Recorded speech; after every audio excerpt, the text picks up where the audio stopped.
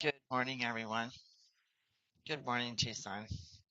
So, so today I get up really super early, super early, and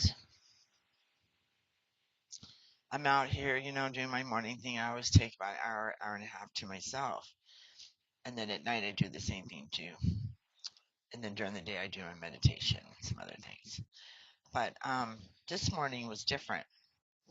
So I'm minding my own business, and this person walks up onto the step here, and he's looking at me, like real happy, um, you know, I thought he was going to be polite, but he wasn't. Um, oh, you got a gate here. Just you think it's your own patio. Well, we're on the very end anyway. But I have a grandchild who has autism. He takes off, but he judged instead of asking first, and I said it to him too. And he was being rude. It reminded me of there's a story in the Old Testament where he's on his deathbed and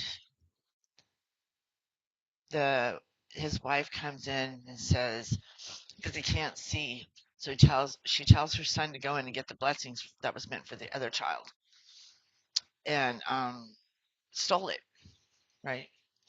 And then, and I think those type of stories in the Bible talk about that's how people steal your mind, or you steal your time. You're out here minding your own business, you're doing your own thing, and I'm going to come up and I'm going to be rude to you.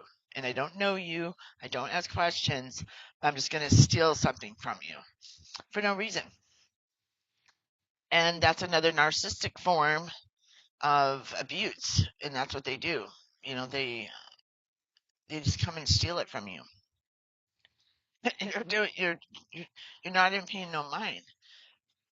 So just keep that in mind when you encounter rude people who don't know you, and they want to steal the time in your mind. You know, after he walked off, I thought, man, he's gonna regret he did that because when you purposely harm somebody for no reason, there is a thing called karma, and it does come back. It does bite a person, and you can't hide who you are. And I'm thankful to know now because when I see him in the future,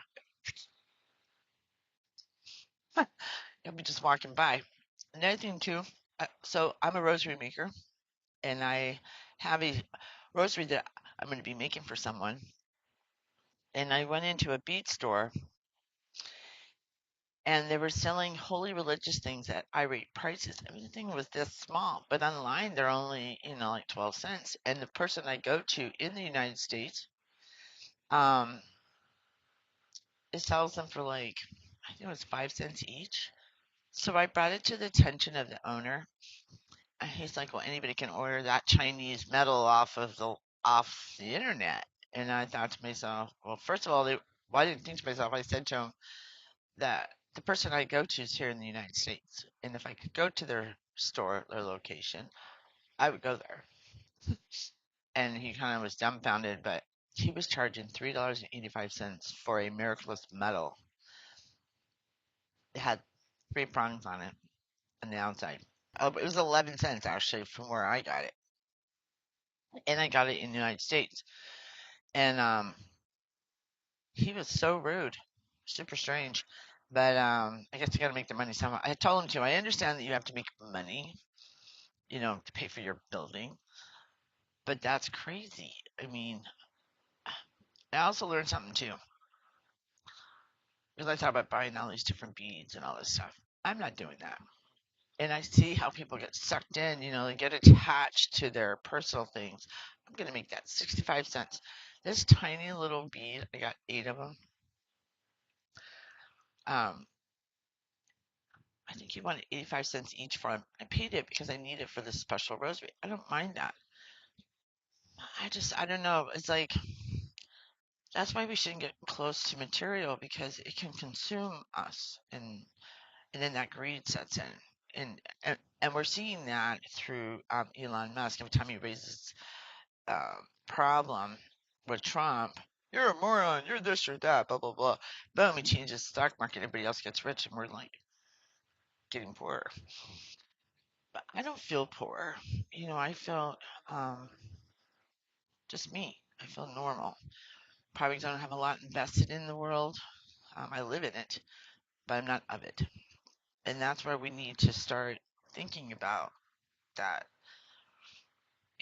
our faith and how how this is going to work out because it's going to change no matter what, whether he's in office or not.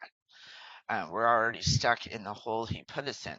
So how we live in that hole it will determine our road, and I think that that's important because life may be short, but we can live it to the fullest. And there's a lot of good um, artists out there, and they're young, super super young. Let me see if I can pull her up real quick. Hold on. Let me see if I can find it. This young woman right here, she carved those, and nobody said a word. I shared them on my Facebook page. I spent so much time making the iceberg, but no one stopped to look at it or congratulated my artwork. That's her. So I sent her a message, and then I shared her post. But so many people have talent in some way, and it may be a mess where he's at, and creating all this stuff. But there are so many people who have creations, are intelligent, who have new ideas, and there will be a lot of new coming in the next couple of years. And we need to be open and to new. It's been stagnant too long, and not enough people are living. And, but nothing's impossible with God. And I believe that He's been forgotten. I can't tell you how many times I've talked to people, and they're like, "I don't read," or "That's private," or they come up with all kinds of stuff, but they're miserable and sad. Like that guy came out of nowhere just to be mean for no reason. We're new to the community. There's absolutely no reason for it. None. So when someone wants to steal your time, this is what you're going to tell them. Jealousy doesn't look good on you. Right. I'll leave that with you. Peace. God bless.